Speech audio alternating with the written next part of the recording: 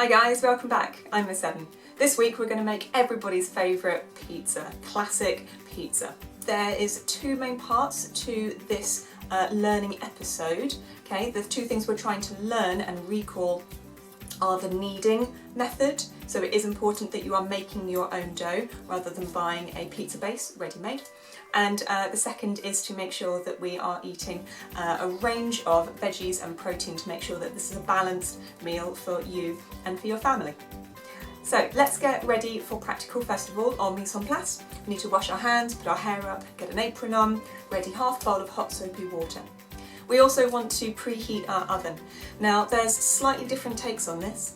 Now pizza ovens conventionally go up to a very high temperature, above 300 into 400 degrees Celsius. Your oven at home won't do that. Most go up to 220, 250, maybe slightly higher. Now you can either choose to set this at 200 or maybe 210 and you will cook your pizza for about 20 minutes. Or you can set it as high as your oven goes and you will cook it for less time, typically 7 to 10 minutes. So now we're all ready, let's go through the ingredients. For your pizza base, you are going to want to start with 300 grams of a strong plain flour. So we recommend the use of a flour that is suitable for bread and also for pizza. You could even get what's called a 00 flour, which has an even higher gluten content. So strong flour contains a bit more gluten protein, which is necessary for kneading to give you that stretch that you need for breads and for pizzas and that rise. If you really don't have this, you could use a plain flour, but you will get slightly different results. You will also need 2 teaspoons or 1 packet of dried yeast. You'll need half teaspoon of salt, a teaspoon of sugar. We'll need a bit of warm water. Now, if you don't have these ingredients, if you don't typically make bread at home, then you could try a packet mix. So this one, this isn't 300 grams, this is about 150 grams, so this will make half the quantity. At least you are making your own dough and showing me that you can do that. Of course, we will also need some tomato sauce. Now I would recommend the use of passata. This one even contains some extra flavourings, which is great. I would advise against getting a typical jar of pizza topping because they add a lot of sugar to it, which is completely unnecessary and actually detracts from the flavour of everything else. So some passata is a great option. And then you'll need some cheese. You could use some cheddar or some mozzarella, whatever you have available. Next, you're going to want to choose a source of protein. You could use some ham or maybe some cooked sausage. If you are vegan or vegetarian, chickpeas are an amazing option. Then you're going to want to choose from a range of veggies. You must pick at least 2, please. So peppers are a great option. Half of a green and then half of a yellow and or a red is a great choice. Pineapple, not everyone likes pineapple, but I do. Sweet corn, could be frozen or tinned. Mushrooms are great to include a little bit of zing, so either some spring onion or some red onion. Just a note on equipment really quickly. You will need the largest mixing bowl that you have available. You don't want a small bowl because you won't be able to get your hands in and knead it. You're also going to need a baking tray, of course. Now, if you have a pizza tray, that would be ideal. It has holes in it to help circulate the air and give it a really crispy bottom. But of course, if you don't, then any tray that you have available will suffice. We're going to start with our 300 grams of flour into our large mixing bowl. We want to add our 2 teaspoons or 1 packet of yeast and give that a good mix around with your hands. Now we want our 1 teaspoon of sugar, and we know when it's a full teaspoon because if we shake it, it's level. Now you might be thinking, why are we adding sugar to a savoury dish? Well, this serves a really important purpose, which is for the yeast. Of course, the yeast are living microorganisms and they need to feed on something. So not only are they going to feed on some of the starches from our carbohydrate, from our flour, but we're going to give them a real buffet by giving them access to some pure glucose in the form of sugar as well. And that's going to get our dough started and make it much quicker for us. And then we want our ½ teaspoon of salt. There we go, and sprinkle that in too. And give that a mix around. Now it's important to mix the flour with the ingredients between adding each part, because if you add salt directly to the yeast, you will kill it. Now to measure our water. We want lovely warm water, like bath temperature water, so really very warm. So I'm going to start with 100 millilitres of cold water, and now I'm going to add 100 millilitres of freshly boiled water. From my kettle, I'm going to come down nice and low. I'm going to look at the sides, and I'm going to go up to the 200 millilitre mark. You can go slightly above, that's okay. And that is lovely. That's really nice and warm. That's the perfect temperature. So next comes the fun, messy bit. I'm going to take off my watch and I'm going to start adding a little bit of water at a time in the middle. I like to keep one clean hand and one dirty hand, because otherwise everything's going to get very, very messy. So you're going to get your hands in, you're going to give it a good mix around. So as it starts to come together, now you can add a little bit more. So our yeast are living microorganisms, and they need 4 things to be able to survive and thrive. They need moisture, that's why we're introducing water. They need warmth, they don't want to be cold. They need food, which is why we have provided them with a source of sugar to really get that going, and they need some time. So while this recipe is really very quick compared to a lot of dough recipes that are available online and in books, they will need some time, and we're going to give them as long as we can in this short space. Next I'm going to add a bit more water, starting to get less now. Now you don't want dry spots in the bottom of your bowl, and you really want to mix it all around. You want this to be on the wet side of a sticky dough.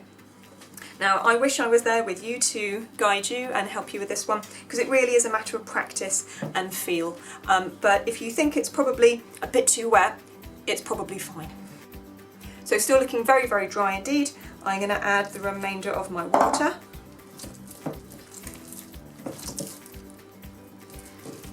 And this is where the video starts to become a bit of an ASMR type video, because it's going to get really squidgy.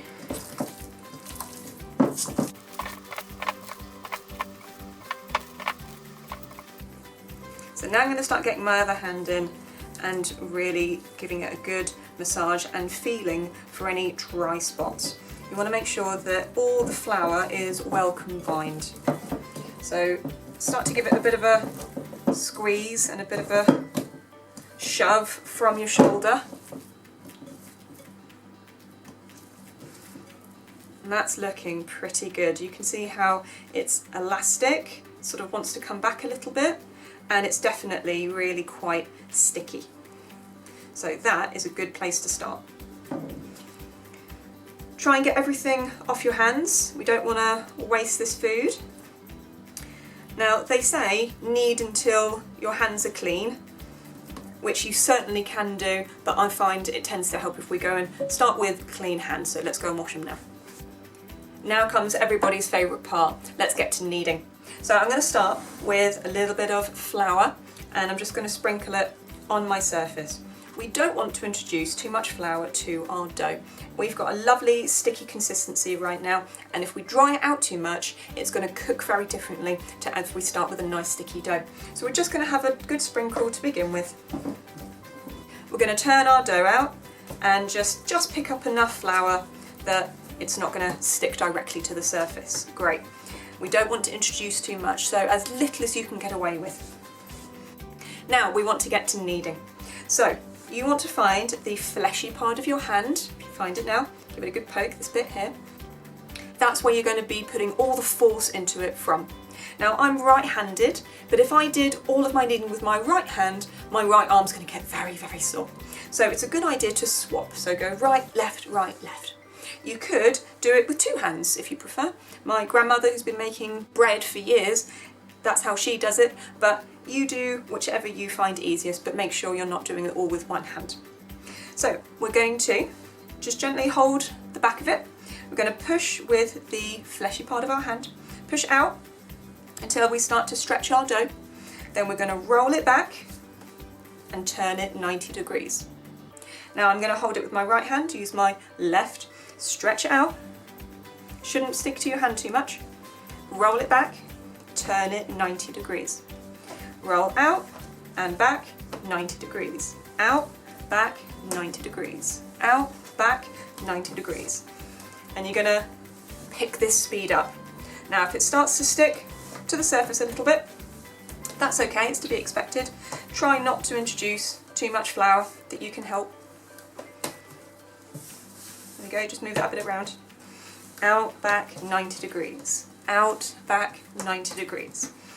If it's sticking really, really badly to the surface or to your hands, you haven't got the technique quite yet, in which case you probably need to try and mix it up. Remember, it's stretch it out, roll it back up with your fingertips, turn it 90 degrees. Stretch it out with your hand, roll it up with your fingertips, turn it 90 degrees. As long as you keep it moving, it shouldn't stick. We're going to need this for at least 7 minutes, ideally more like 10. We want it to be lovely and smooth and soft and stretchy and bouncy. You'll know if you're kneading properly because you're really starting to get a little bit out of breath. If you're not a little bit pink in the face and hot by the end of it, you're not kneading it well enough. So I'm going to set a timer for at least 7 minutes and I'm going to meet you back when I'm done.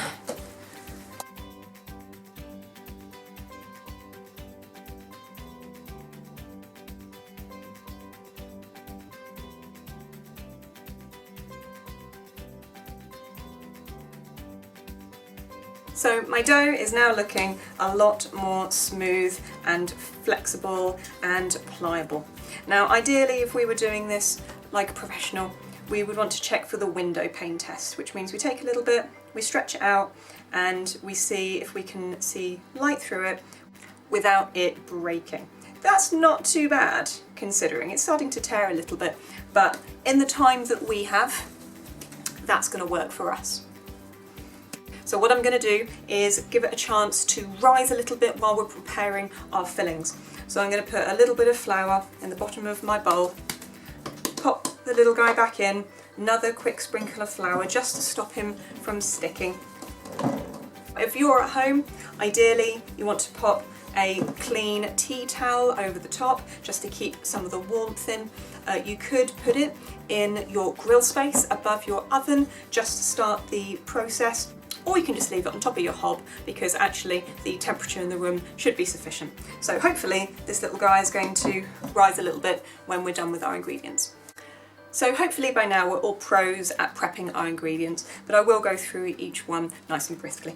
So if we are eating the skin of any of our fruits or vegetables, we obviously need to wash the outside, so we do that first of all. And then holding our knife with our fingers on the side, our thumb like a magnet, an extension of our arm, we want to use the claw to cut around the outside following the curve of our peppers.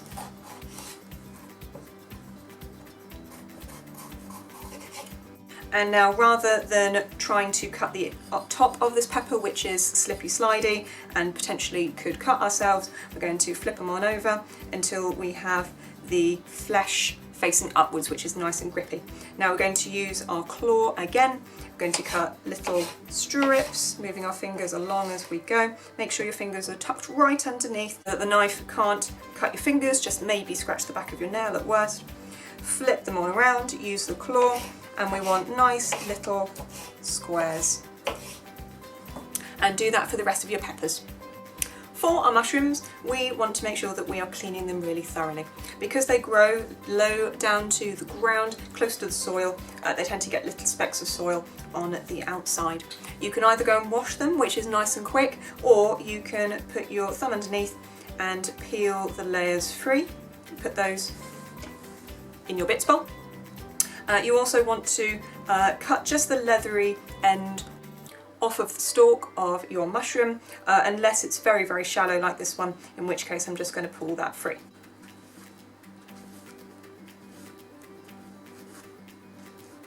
Now you can prepare it in the usual way. Let's flip it on over. We don't want the rolling side, we want a nice flat side, using the bridge all the way through. What a sound.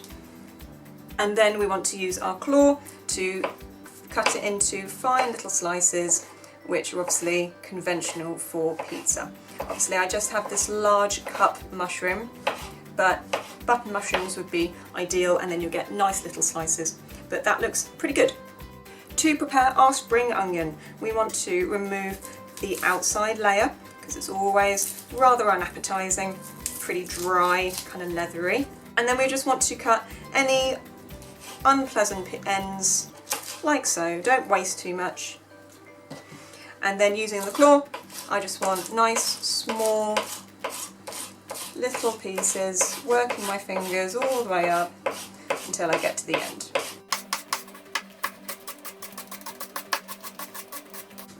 And the end goes in my bits bowl.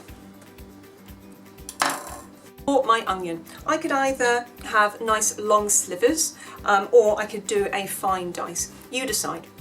First thing to do is, of course, if it rolls, what do? We cut it in half, use the bridge technique all the way down, and remove any root hairs and skin that we don't want in our food. We're going to cut the stalk end off. Now we're going to peel it. I'm going to cut it parallel to the chopping board, making sure my fingers are on top, well clear, so that if my knife were to slip, I'm not going to cut myself. Then I want to do my columns, so tip of the knife all the way down. The closer the columns, the finer your dice or your slivers will be, which is really ideal. As you get towards the end, mind your thumb, use the bridge all the way down. Now if you want slivers from this fan here, you're just going to cut it free. If you want a dice, you're going to chop all the way along until you get to the root. I want slivers today, so I'm just going to cut the root free. And here are my lovely little pieces ready to top onto my pizza. If you have any tinned produce, like this pineapple, I'm going to show you now how to open it, and I will go through opening with a can opener in a minute. So if it has a ring pull like this, you'll want to get your thumb or maybe a knife just to lift it up to begin with. Push it all the way back. Then you're going to put your thumb in the middle of your can. You're going to use the fleshy part of your index finger, like so. And you're going to push with your thumb as you pull back with your index finger. And when you get to a point, put your thumb on the back of the can and pull all the way through. Hold on to it the whole time. Give it a little wiggle. Don't force it, otherwise everything's going to fly forward. If you have a can that requires the use of a can opener, I've just appended my tin here. You need to open the legs like so. This little cog is controlled by this part here, and this part is the blade. So you want to put the blade over the top, so it's facing fairly upright, and then you're going to close the legs together until it clicks, like so. Then you're going to hold the legs and you're going to turn it with one hand. You're going to have to give it a good amount of force until you get all the way to the end. Open the legs again. And then, being very, very careful, just to pull the lid free. Now, the nastiest injury I've ever seen in a kitchen was not from a vegetable knife. It was actually from the edge of a can, so please be especially careful when doing that. So here I have my rings of pineapple. The easiest way is just to use the claw, cut in half, and then use the claw and cut into little pieces, 2 at a time, double it up, make it quicker.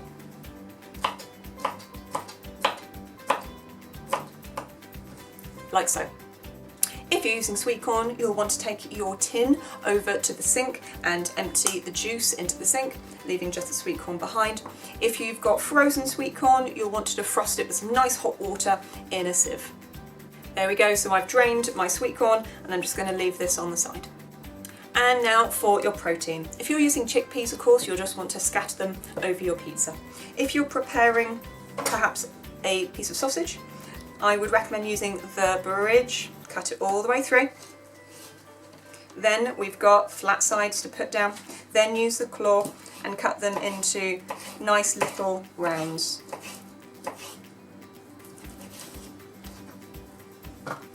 If you're using ham, don't bother trying to cut it a slice at a time, you'll be here forever. Take a few slices, cut them in half, bundle them together, and then roll them all up. Then you can cut all the way through and you'll produce some quick little ribbons. How simple was that? Now if you're using mozzarella, you will want to just cut your cheese into nice little slices. If you are grating your cheese, you want the large grate side, holding the box grater at the top, not at the sides. Nice long strokes all the way from top to bottom.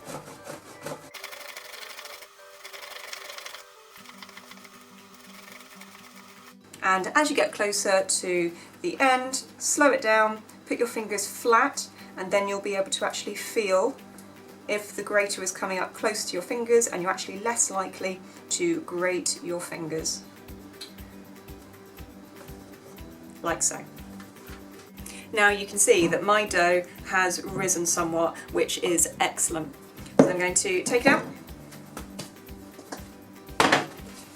pop them down.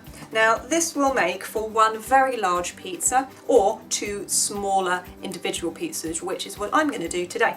So I'm going to just take him in my hand, find the middle, give it a twist, and then just feel out for the weight. If one feels heavier than the other, you can just pinch off what you need to and just pop it on the other one. Now what I'm going to do is I'm going to just flour my baking tray, and I'm going to stretch this little guy out like so. I'm going to let gravity do a fair bit of the work. Now if you're not very confident doing this, you could just roll it. Just use a rolling pin. That's fine as well. And by using this gravity method and your fingers, it sort of builds this little wall as well. You know, that classic crust that everyone looks forward to, that crunchy edge, whereas you get a nice thin middle. There we go. Look at that. That's looking pretty good. I'm going to just encourage it just a little bit more. I don't want it to break. I just want it to be nice and thin and get the size up. Fantastic. Look at that. So I'm just going to use my knuckles, spin them around, push it out a little bit more. Now if it's a little bit uneven, it's not perfectly circular, who cares? It's your pizza. And actually I quite like the really rustic look. There we go. So now I'm going to top it with my passata. So lift the flaps on the side of your carton, spring it up like so, then grab your scissors, turn it sideways, otherwise it's all going to leak out, and just cut the corner free. Now I'm going to just put on just a little bit, not too much, and I'm just going to use a spoon to smooth it all around. Now I'm going to add a little bit of flavouring. I'm going to add a little pinch of salt, like so. Not too much, but just enough to give it some flavour. What an array of colour. You can see this is such an easy way to eat the rainbow. Now, the other beautiful thing about making these individual pizzas is that you can tailor them to your personal preference. You can include things that you enjoy or things that you want to try. So my partner has made his. He likes mushrooms. It's the only thing that I don't really like. So that's how he's got his. I'm going to put mine on now, so you can add whatever toppings you want. Make sure that you are considering presentation and you want a little bit of all the food all the way to the edges. You don't just want to pile everything in the centre, because otherwise it's going to be a little bit tasteless elsewhere. There we go, there's my protein. Obviously if you've got your chickpeas, you can just scatter them on now. Now we want to make sure that whatever your portion is, whether it's a whole individual pizza or perhaps half, that you're including at least 2 portions of vegetables. That is the expectation. By a portion we mean a good handful. So for peppers, for instance, it might look like that, or obviously be half of each. Of pineapple, there we go, there's my good handful, like that. So I'm going to scatter that all the way across. Now of course you can have more than 2 portions if you like. I'm going to include lots of delicious veg on mine because I love it. I'm going to do half a portion of green peppers and half a portion of yellow.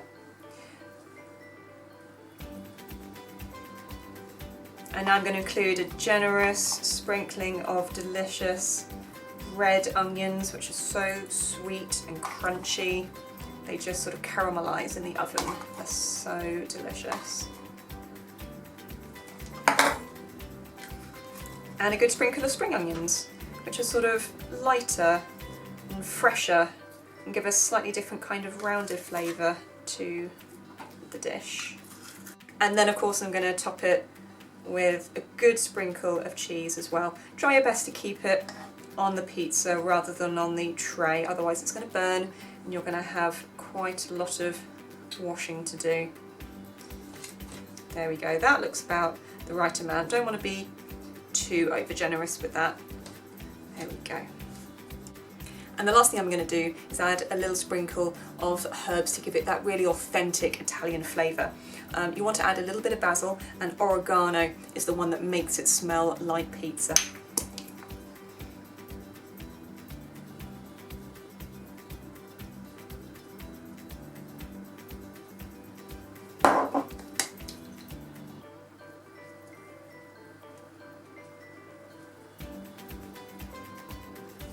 So the last thing to do is to get them in the oven. Make sure that you are wearing oven gloves when you put them into the oven, because particularly with the oven up so high, you could risk burning yourself.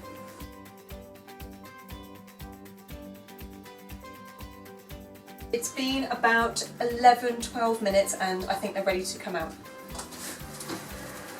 Let the heat out because it will be very hot. Oh, look at that, fantastic. You want to grab a pair of tongs and carefully slide it onto a chopping board so that you can then cut it up. Just take a look at that, so crispy and golden.